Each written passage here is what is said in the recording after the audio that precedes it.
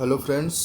Last हमने gold और bitcoin के बारे में क्या डिस्कस किया था देख लेते हैं, और हमारे अकॉर्डिंग ट्रेड चला कि नहीं ये भी देख लेते हैं, और नेक्स्ट वीक की प्लानिंग क्या रहेगी वो भी देख लेते हैं। First bitcoin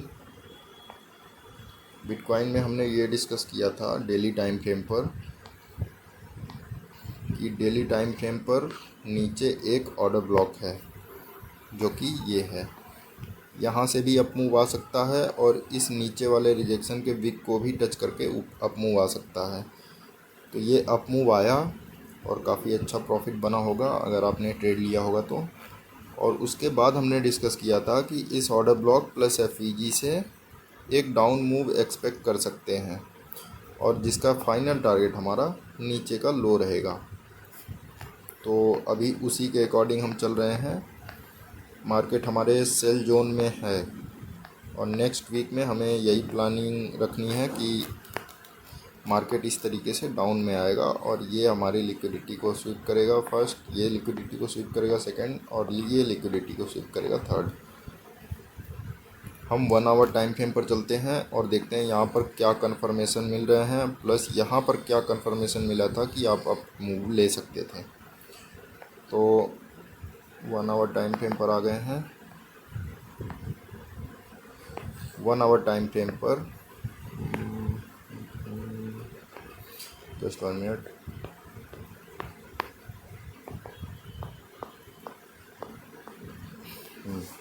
1 hour time frame पर जब अप मूव आया तो क्या आप ले सकते थे ट्रेड, क्या देखकर आप अप मूव का ट्रेड ले सकते थे।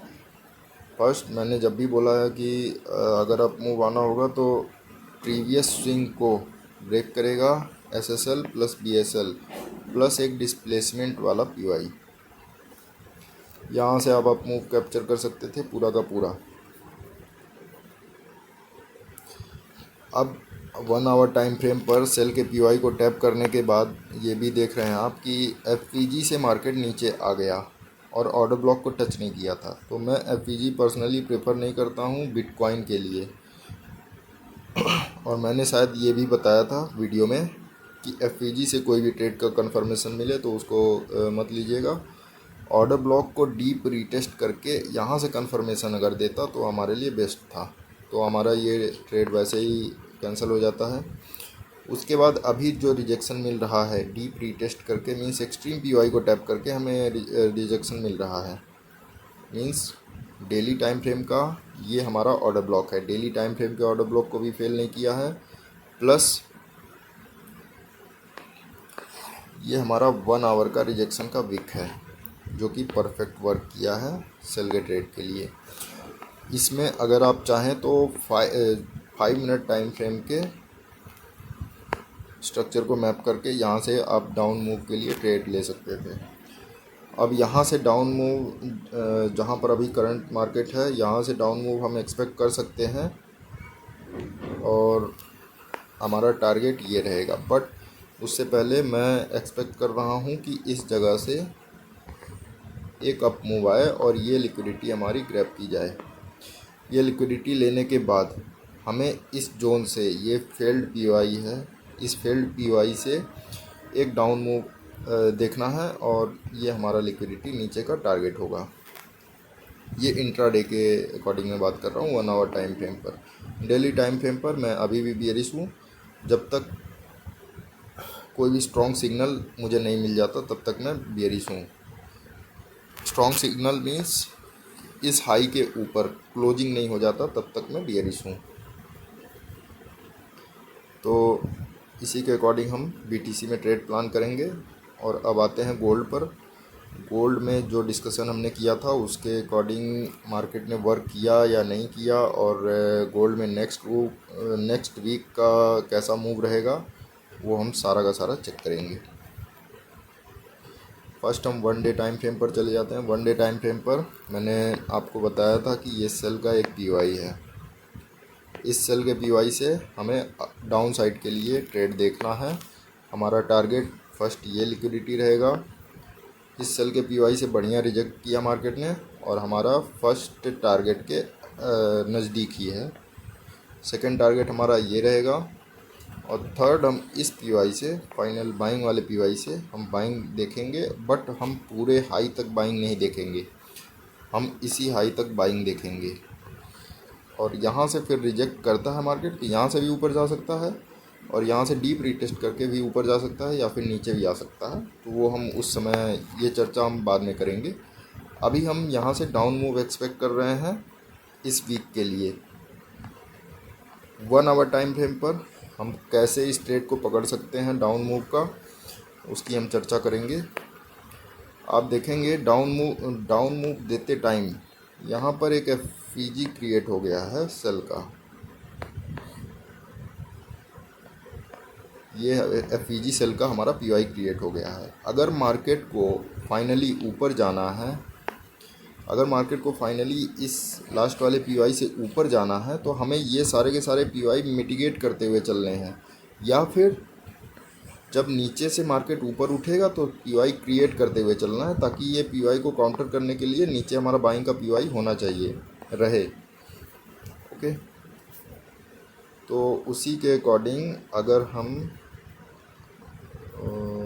Just let me clean this first.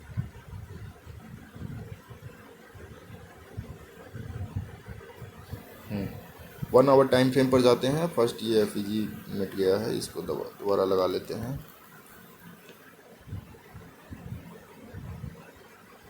1 hour time frame, 1 hour time frame पर यहाँ पर परफेक्ट आपको एंट्री मिली होगी। 1 आवर टाइम फ्रेम पर ये देखिए, ये हमारा लिक्विडिटी वाला पॉइंट है जो हमारा टारगेट था।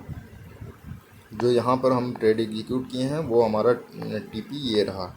अगर किसी ने होल्ड किया था, मैंने पर्सनली होल्ड नहीं किया है, बट किसी ने होल्ड किया होगा तो इस टारगेट के नीचे एक टीपी बुक कर लेंगे। उसके बाद एक रिट्रेसमेंट का वेट करेंगे। रिट्रेसमेंट में मार्केट इस लिक्विडिटी को ले सकता है। इस लिक्विडिटी को लेने के बाद डेली एफईजी आ जाएगा और उसके बाद ये फेल्ड पीवाई जो हैं हमारे, ये वर्क करेंगे सेल के लिए अगेन। तो यहाँ से सेल में अगेन एंट्री करेंगे। ये हमारा वीकली प्लान रहेगा। और अगर मार्केट डायरेक्ट नीचे आ गया, अगर मार्केट यहाँ से डायरेक्ट नीचे आने लगा और ये लिक्विडिटी को लेने के लिए ये लिक्विडिटी को लेने के लिए डायरेक्ट नीचे आ गया, तो हम उस समय कैसे ट्रेड कर सकते हैं। 1 आवर टाइम फ्रेम पर चले जाएंगे। जैसा कि यहाँ पर हुआ है, जब मार्केट एक मूव देने लगा है तो बीच बीच में पीवाई भी क्रिएट करता हुआ चल रहा था। तो उसी तरीके से अगर मार्केट डायरेक्ट नीचे आता है तो पीवाई क्रिएट करता हुआ चलेगा।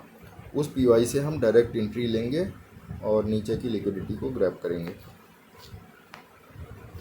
नीचे लिक्विडिटी तक का टारगेट लेंगे।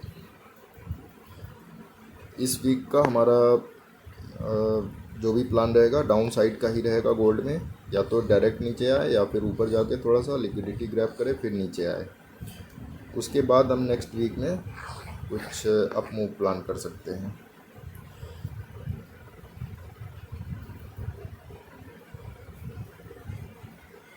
अगर आप डिस्कॉर्ड को ज्वाइन नहीं किए हैं तो कर सकते हैं भाई। वहाँ पे छोटे छोटे हिंट जो है वो शेयर, डायरेक्ट ट्रेड तो नहीं शेयर कर सकता मैं, बट छोटे छोटे ट्रेड वाले हिंट शेयर कर दिए जाते हैं। और बहुत सारे मेंबर हैं जिनसे आप डिस्कशन कर सकते हैं ट्रेड के